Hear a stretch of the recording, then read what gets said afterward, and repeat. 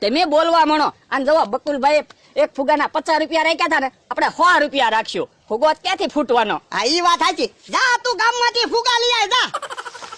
હવે તમે જો બકુડો ને મમરાભાઈ આવે ને એના ખિસ્સા ખાલી કરી નાખવા છે. 2 મહિના પહેલા 2 બાકસ લઈ ગયા, પૈસા દેવાની ખબર નથી પડતી. પણ મમરાભાઈ 2 રૂપિયા હાટું તો તમે બહુ ખીજાવ. તો ખીજાય જ ને, તમે ટાઈમે પૈસા નો આપો તો ખીજાવવું પડે. પણ આપી દેવું આંબા પાકે તારે.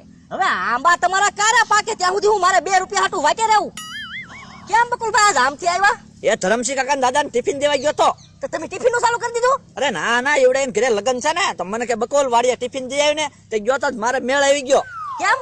એ દાદાએ 2 લાડવા ખવડાવ્યા ને 300 રૂપિયા વાપરવા આપ્યા. લ્યો બોલો, તમારે 300 રૂપિયાનો મેળ પડી ગયો અને હું 2 રૂપિયા હાટું આની અરે કાર નો ધડ કરું. પણ 2 રૂપિયા હાટું અમતાભાઈ અરે હું કામ ધડ કરો? આપણી બેંક છે નહીં વાડીએ, ન્યા જઈએ. હાલો ઈ હાસુ કા ન્યા કઈ પૈસા નું થાય? હાલો હાલો. લ્યો ભોળા દાદા કમ્પ્લેટ. હવે ઓલા આવે એટલે આપણો ધંધો ચાલુ. એલા હજી ઓલા બે આવ્યા કેમ નહીં? હવે હમણાં આવશે, આજ નહીં આવે તો કાલ આવશે. તે કાલ સુધી મારે આમ નામ ઉભું રહેવાનું. તો એ તો પૈસા જોતા હોય તો ઉભું રહેવું પડે. તુંય ખરો છો, મને ફુગા બાંધીને ઉભો રાખ્યો, તું ઉભો ન રહ્યો.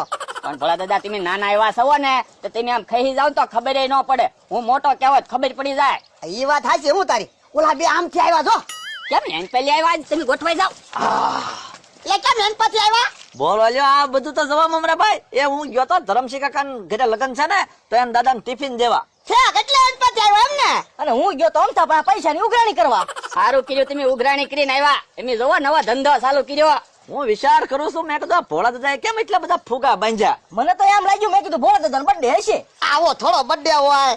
તો પણ હું તમે ત્યાં મારી જેમ આવું ફુગા ફોડવાનું ચાલુ કર્યું? હા બોલો લ્યો, દરેક નવા ધંધા ચાલુ કરે. આમ જવા બકુલભાઈ તમે બંદૂક થી ફુગા ફોડવાનું ચાલુ કર્યું હતું ને, એમ બાણ થી ફુગા ફોડવાનું ચાલુ કર્યું. બાણ થી કઈ રીતે? એ 50 રૂપિયાના 5 બાણ, એક ફુગો ફોડો એટલે તમે 50 રૂપિયા આપતા હતા ને એમ 100 રૂપિયા આપશો.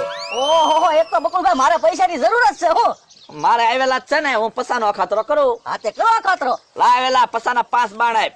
લાવો લાવો 50 રૂપિયા. હાલે લવો હમણાં તમે. આય લીધે પાર જો. બકુલભાઈ પાસે 5 બાણ થી પાસે 5 ફુગા ફોડી નાખજો. 500 ની નોટ લઈ લેવી છે. હા હા હો